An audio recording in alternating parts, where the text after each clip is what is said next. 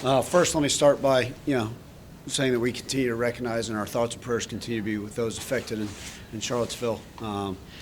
It's been a week of thoughts and prayers with them, and we'll continue to think about them. Obviously, a great day to celebrate our seniors. Well deserved for them, another victory in their home stadium. And then what an awesome way to honor number 59, Dan Bartow. 59 points. I mean, it couldn't have scripted any better. His number painted on the side of the field, and now it's etched on the scoreboard. At least, hopefully, we can leave it up there for a while until the USFL comes here. So, great day. Obviously, always things to improve upon, but I'm proud of the guys, and we will never take for granted going to a bowl game because, guess what? Half the teams in college football don't, and so the opportunity to go and do what we are and what we're capable of is great. And it just shows the kind of the battle and the willpower of our young men to continue to push through things when there's some ups and downs of the season. Now, we still got a lot of football left to play. We understand the importance of SMU and that game and what it's going to matter for us. Just continue to push forward and improve and find a way to get a win next week. But proud of the guys, grateful for the fans that came out and dealt with this weather, and always good to get a win. Coach, you kind of took it off the pedal to keep it at 59. Did you know that you were sitting on 59, and was that important for you to take it? It is important. Reality, I don't think about that stuff in game. I try my best to absolutely just focus on what's going on the field. We were not going to kick a field goal, though, at the end. That was not ever the intention, even had we gotten close or whatever. So, reality at the end, especially in the fourth quarter, let's just run the ball and see what happens and try to make great decisions with it. But, man, when I all of a sudden, when the game ends, you sit there and think about it, you're like, that's so sweet and that's awesome. And, I talked about him, Dan, and what he meant to this program and to the city, and just a great way to honor him today. And look, it's always good to get 59 points on the board, but man, what a special day, and it's a great way to honor him. Ryan, the offense has struggled the past few weeks. How can a game like this kind of instill some of that confidence back as we try to win these next few games? Yeah, I think the word I've been using almost all season, Frank, with our offense has been inconsistent. And it's like sometimes, man, we look like we're unstoppable, and other times we stop ourselves. And so much of what's hurt us over the last few weeks has been turnovers. And, when you go and can play a clean game, and that's kind of what I said going into this game, and you never want to, in front of your team, say, let's play clean. You just say, hey, we always talk about let's own the football, play turnover-free football, and then go get takeaways. But the offense did some nice things. It was pretty balanced offense. Someone just shared the stats with me, obviously, at the end of the game, be able to do some different things. But I was pleased with some of the execution things. Still, one or two drops we got to clean up. Still got to continue to find different ways to get playmakers the ball. And I'm always going to challenge everybody to continue to find ways to improve. And for us as coaches, put our guys in the right position schematically and our best players on the field. But look, it's good.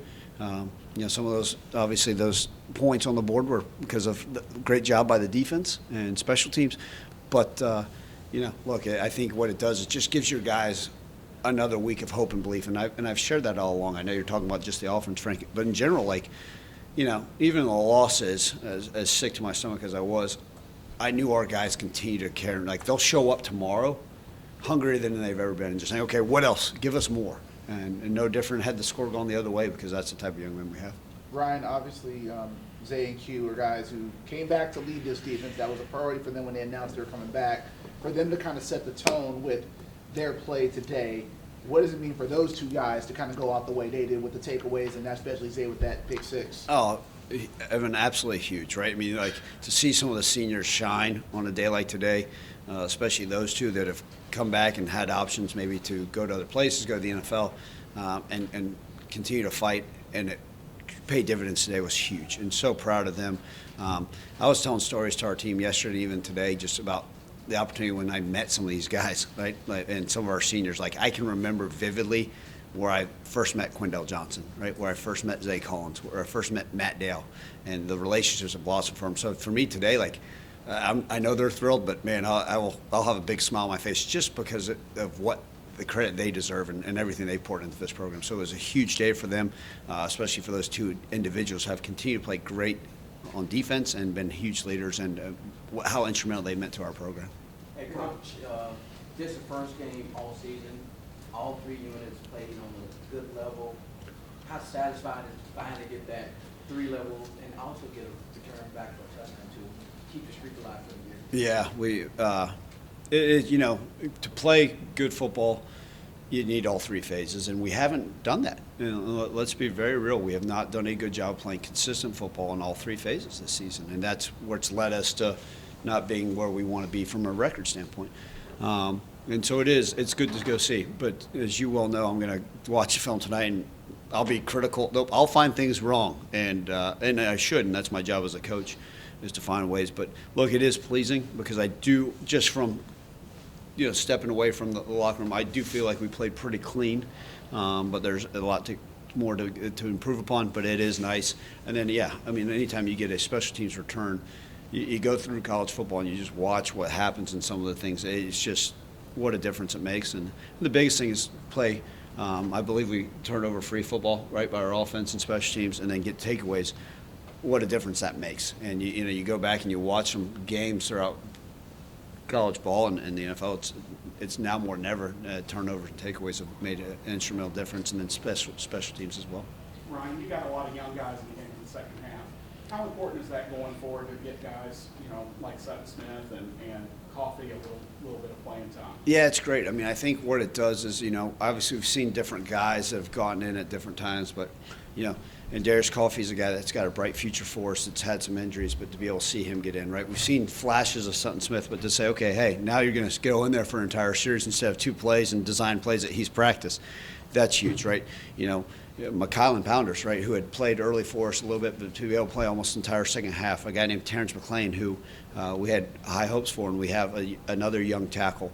To see some of those guys, right, some of the young defensive players go on there, it's huge because now all of a sudden they're getting their feet wet. We had a true freshman defensive back and DJ Bell go in there. I'm sure some of you guys were sitting there scrambling around for your roster saying, who the heck is that? And so that's great. One, it gives them in-game experience, which is huge.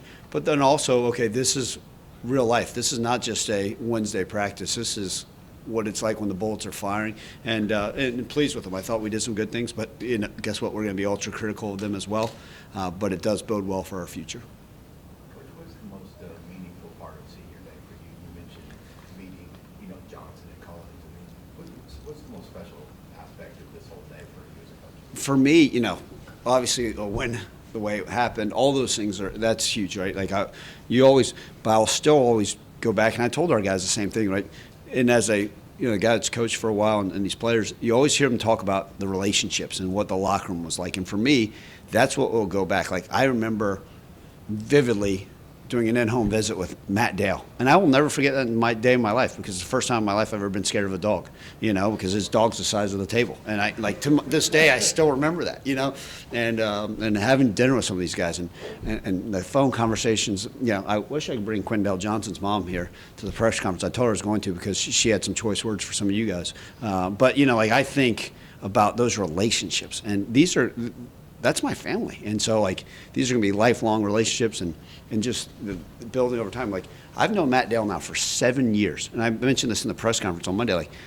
That's almost a third of his life that I've known that young man. And so I hope at some point I've made a positive impact in his life. Whatever Matt Dale does, whether he plays in the NFL, owns a business, president of the United States, is a truck driver, a great husband, great father. I hope that one day when they're burying me, he's like, man, that guy had an impact on my life. So that's, to me, it's all about those relationships and what a special group. And it's, those things, that's probably what I'll lay down and think about tonight. What kind of dog it was? Other than just being big? Yeah, it was a huge one. You guys all know I'm a pit bull lover, but this thing was a mix of a lion, a tiger, and some type of pit, so I've never seen such a thing. But Matt protected me like he normally does.